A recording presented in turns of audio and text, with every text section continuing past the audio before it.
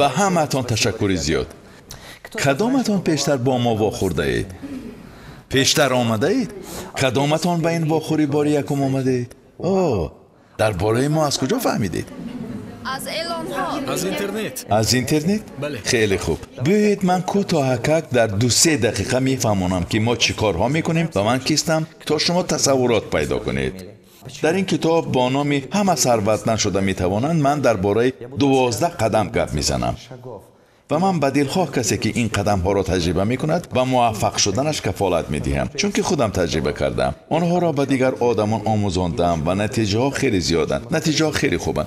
یعنی من کتاب ها را به طرز نظریه‌ای ننوشتم. من اکسپرت یا پروفسور نیستم که کار دیگران را تحلیل کرده کتاب نویسم. من انسانی هستم که این کارها را خودم میکنم، بعد میبینم که آیا این فایده‌ناک است، آیا نتیجه خوب میدهد. باز اگر کس خودش کند کم است. بعضا این خیلی میشود که کس خودش میتواند ولی دیگران نمیتوانند. این خیلی هم میشود. اگر از 10 کس 8 کسشان کرده توانند، من آن کتاب را مینویسم. اگر از 10 کس 8 کسشون کرده نتوانند، آن را نمی نویسم، چون که قاعده 50-50 ثمراناک نیست.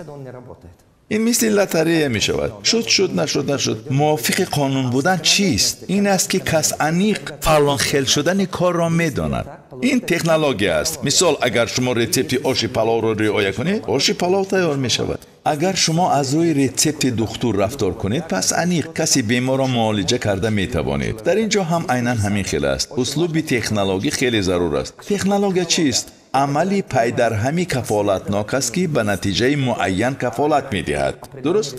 برای همین آن تجربه هایی را که بیش از 50% نتیجه خوب می دهند من می نویسم. و نه تنها کار خودم بلکه کار دیگران، کار شناسان، شاگردانم را نیز می بینم. آخر من شاگردان زیاد دارم. کوتاه معلومات می دهم تا تصورات پیدا کنید. من دکتر علم های روانشناسی، دکتر علم های اقتصادی، دکتر رشد اقتصادی می باشم. اگر در روسیه حمایت می کردم مرا دکتر علم های اقتصادی می نامیدند. ولی من تحت یونسکو حمایت کردم. آنها دکتر علم های اقتصادی نمیگویند و دکتر رشد اقتصادی. من همین گونه عنوان گرفتم. با شرافت چی؟ من سیستمی را کار کردم بودم که به کس کمک میکند با دلخواه درآمد موفق شود. میتوان گفت که مهم نیست که شما قرض دارید، کردیت دارید، درآمدتان کم است یا زیاد است. در همه صورت شما به معتدلی اقتصادی میرسید.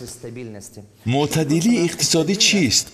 این معنای آن را دارد که اهل عائله شما از جهت اقتصادی پر را تامین است. درآمد شما از نقطه بی‌ضرری هم بالاتر است. شما یگان خیل مدلی دارد که آن آهسته تدریجاً سرمایه ابتدایی را تأمین می نماید و شما می دانید اگر همین خیل دوام دادن گیرید حتما زمانی از جهت اقتصادی شخص آزاد می گردید. این مثل چیست؟ مثلا مکتب میانه به همه ما خواندن و نوشتن را یاد داده است. همین خیل است یا نه؟ به همه یاد داده است. حالا همه خوانده و نوشته می توانند. باز کسی اکادمی، کسی پروفسور و غیره می شود که این کار اوست. ولی یک چیز انیق است که مکتب میانه به همه ما خواندن و نوشتن را یاد داده است. ما درباره گراماتیک گپ نمیزنیم. یکی بی خطا می نویسد، دیگری با خطا، ولی این انیق است که ما خواندن و نوشته می توانیم. یعنی سیستم ایمن امکان میدهد که محصول زحمت ما به دلخواه کس محض پایه استوار میگذارد. پایه معتدلی اقتصادی. بعداً او آزادی اقتصادی داشتن میخواهد یا نه، این کار اوست.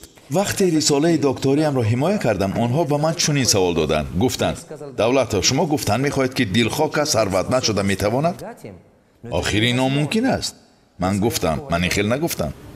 آنها گفتند آخر چه خیل؟ من گفتم سوال شما نادرست است.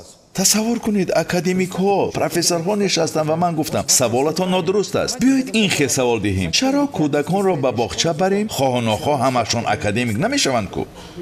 شما حاضر از من عیناً همین را طلب میکنید که چرا کودکان را به باغچه بریم خواه ناخواه همشان پروفسور نمیشوند کو؟ و شما به من میگویید مگر همه ثروتمند شده میتوانند؟ من میگویم نه همه میتوانند. محض همونهایی میتوانند که این را عملی میکنند. عیناً همین خیل مکتب میانه به هر کس امکانیت میدهد که پروفسور شود و اون میشود. درست؟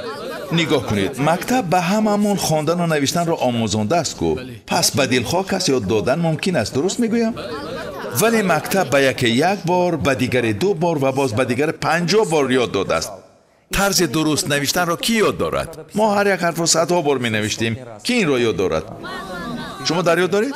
این تکنولوژی عالی است. آن را یاد گرفته همه روزه در حیاتتان به کار میبرید. میخواهم گویم که شما نباید انا این تکنولوژی را فراموش سازید. این تکنولوژی عالی است. میدونید هر بار وقتی یگان کارم قرار نگیرد من همین را به یاد میارم و این برایم تا حال کتابی روی میزیم به شمار میرود. یعنی چی خیر؟ اگر در یگان سرمایه گذاری یگان کارم قرار نگیرد من دفتری را کشاده درست نوشتن را سر میکنم.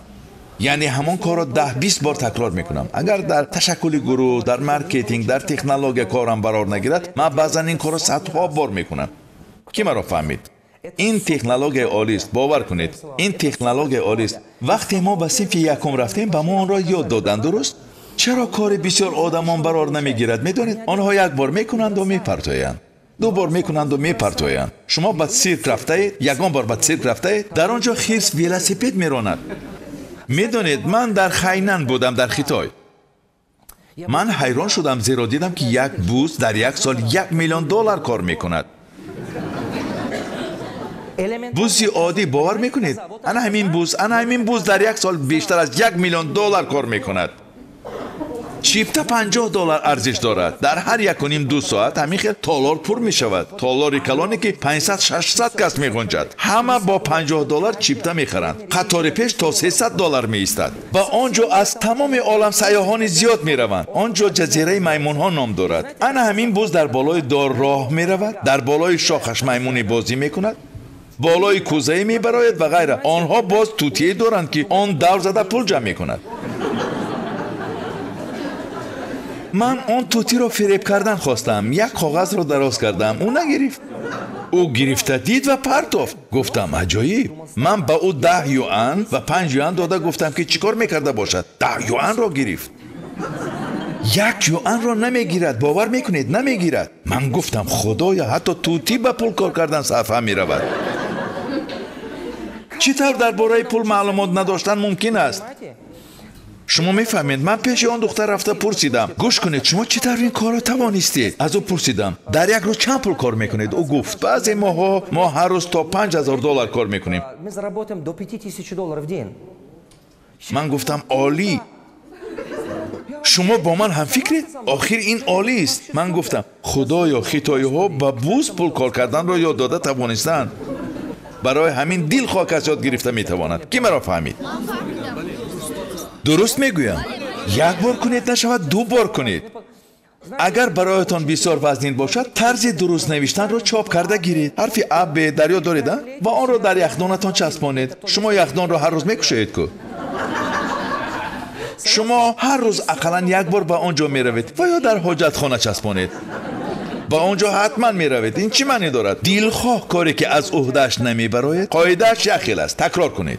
تنها تکرار کنید. همه آدمان موفق همین خیلند. من شنیدم که یک میلیونر میانه 3 بار مفلس شده است. کار بعضی‌ها 17 بار برار نگرفته است. با آنها چی کمک کرده است تا موفق شوند؟ کی فهمید؟ اکنون می توانید به خانه‌تان روید. همش را فهمیدید. من جدی میگویم.